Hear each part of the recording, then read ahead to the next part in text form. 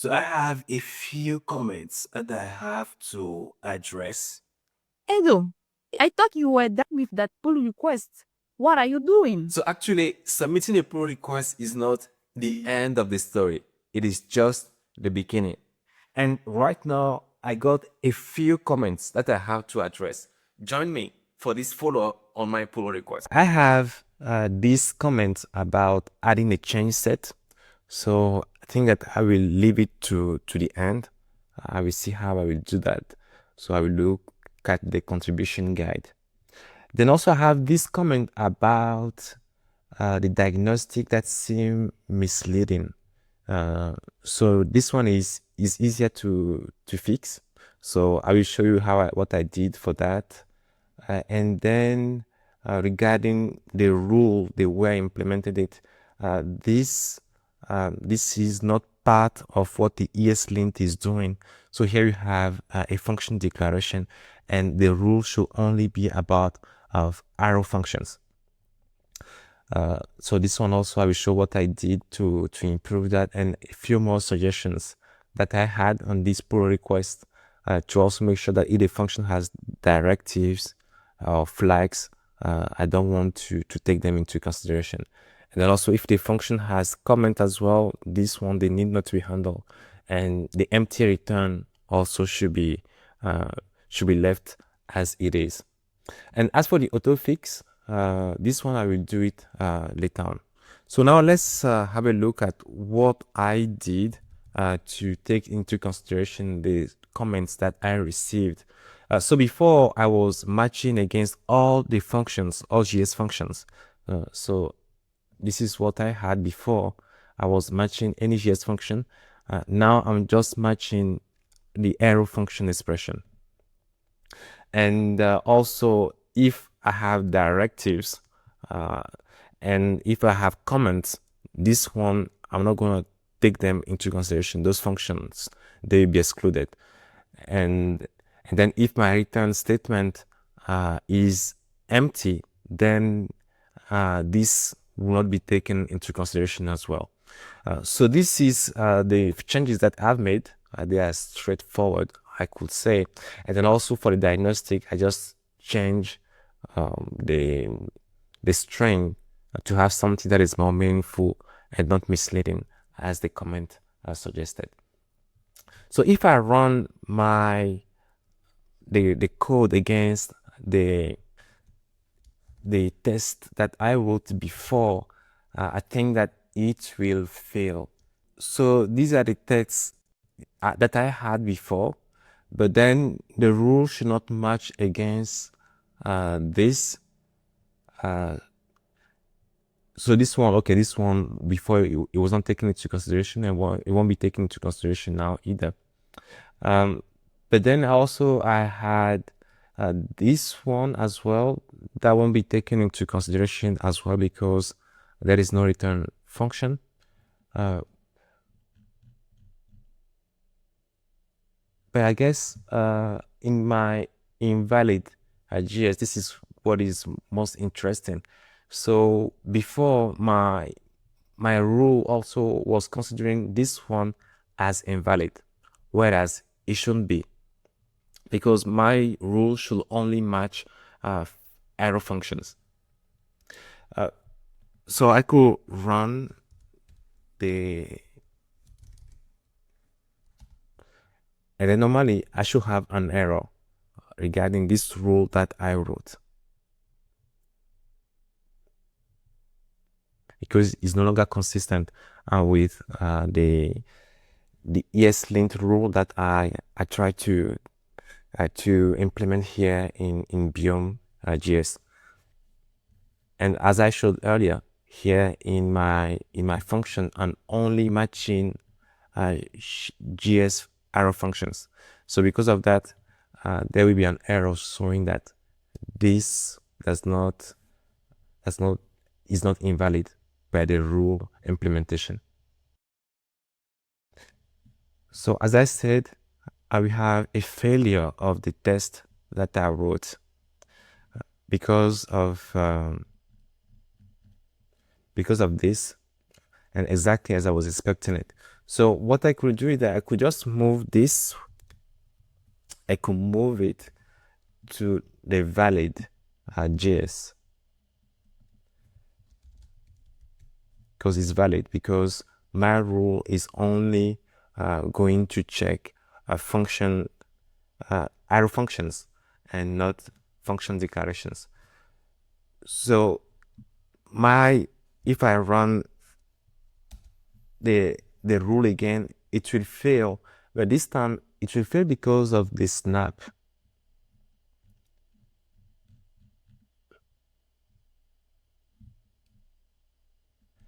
Yeah, it will fail because of the snap. So I deleted the old snap files that were generated. But now what I'm going to do is I rename them so that these new files will be taken into consideration to validate against the rule.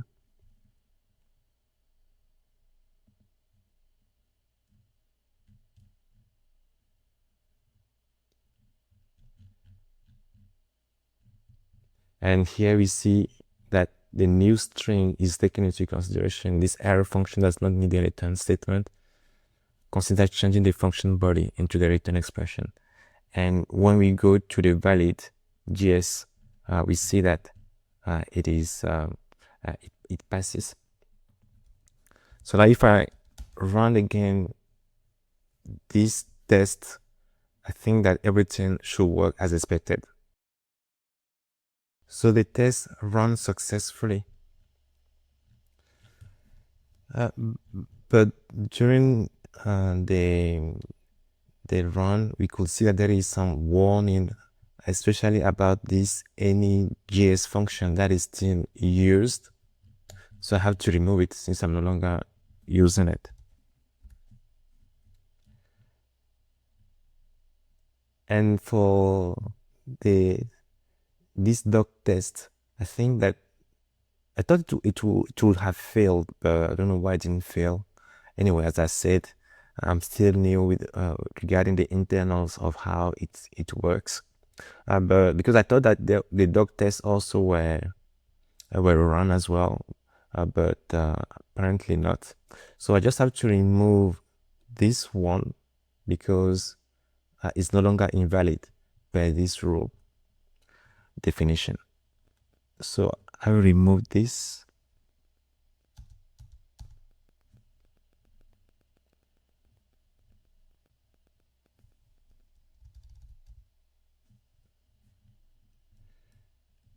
And I think that I am good to make another commit for this pull request. So far, what I have fixed, what I have improved on is like now the function declaration are no longer taken into consideration by this rule. And also, if the function has directives flag associated to it, so this one not taken into consideration. So I don't know if for the flags. So I've done this. I've done directive is empty. I don't know if there is also flag. So I can check if there is also flag.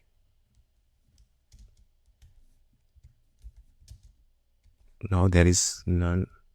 So there is directives. I don't know if the directives also, if they apply for flags, but I will make the comment and I'll be given other directions, instructions, tips if needed. So I could now make the commit, but maybe before that I could also try to run the linter. So this is the formatter,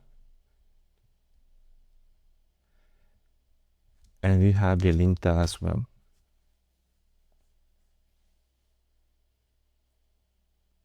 So if you wonder how I figured out all these two syntaxes, is the documentation. So I read through the documentation, and it gave the syntaxes of what is to be used to format and to knit the project.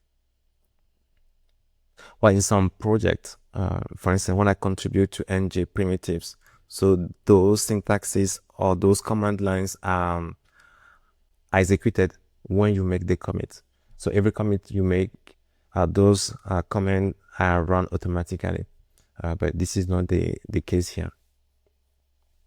Well, I guess maybe one reason is that it should be maybe too expensive to be running these comments every time that is a single commit.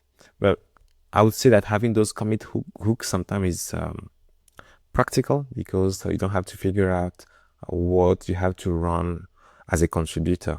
Over here, that is a different approach to it. But the way you can just know about them is just you look at the contribution guide, and this one will give you what you have to do. So that's why I was saying during my previous video and say that the contribution guide are the must you need when you are going to contribute to a project. Okay, so I have an error here. After a lot of trial and error, I think I finally found a way to rewrite the code here. Actually, it was even suggested. If I go through the terminal, the way to rewrite it was even suggested here, but I just don't know. I tried several things, and finally, I feel like this is the correct way to write it. I rerun the test cases and see. Normally, there should be no differences with the test cases that I wrote before. So the test cases did pass, which shows that there is no regression with what I wrote before.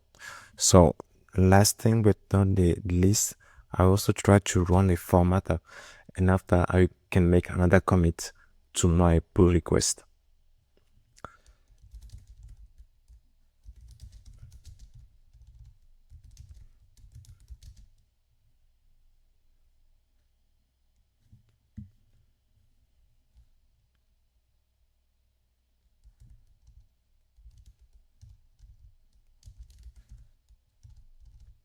So for this commit, I could say that what I've done is that I improve the use consistent error return in the way that I'm now handling only the error functions.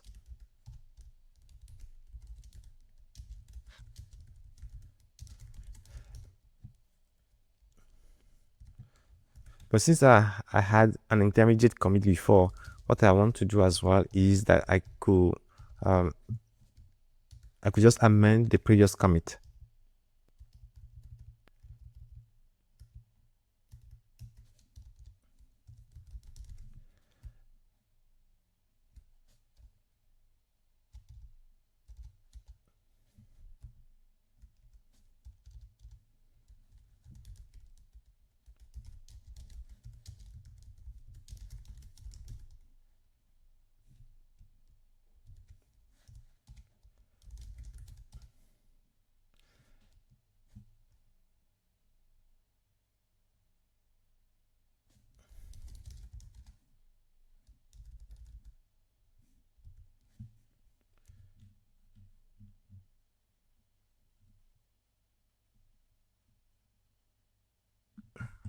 Okay, so what I can do, I can do a git push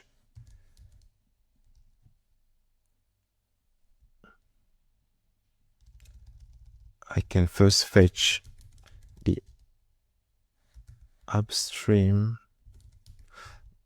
but I guess I don't have the upstream.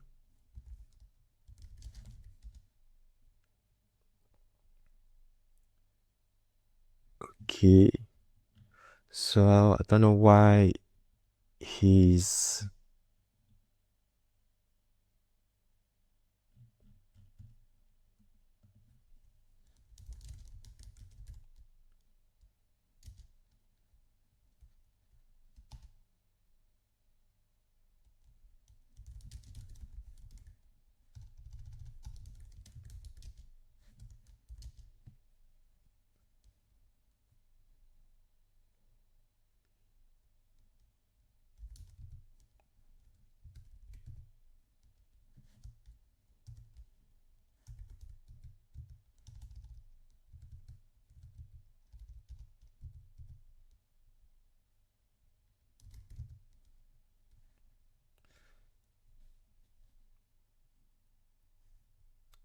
I think that there have been some changes on my branch.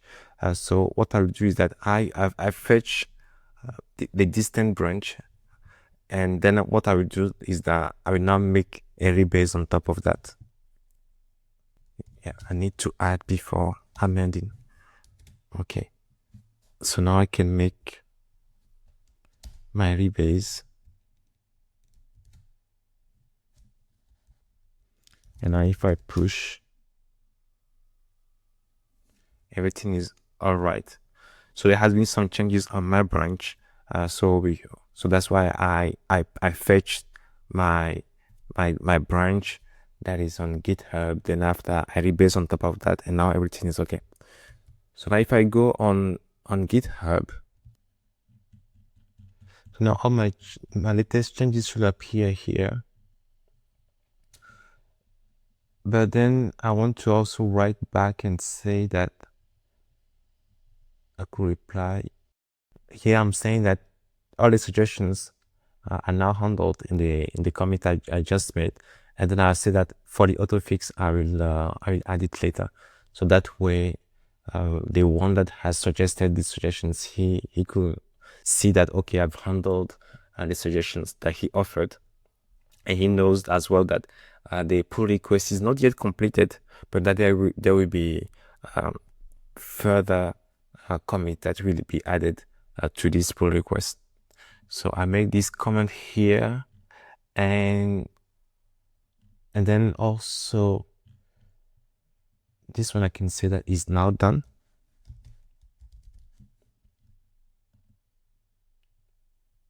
This one is done, and then also I will also say that this one is done as well.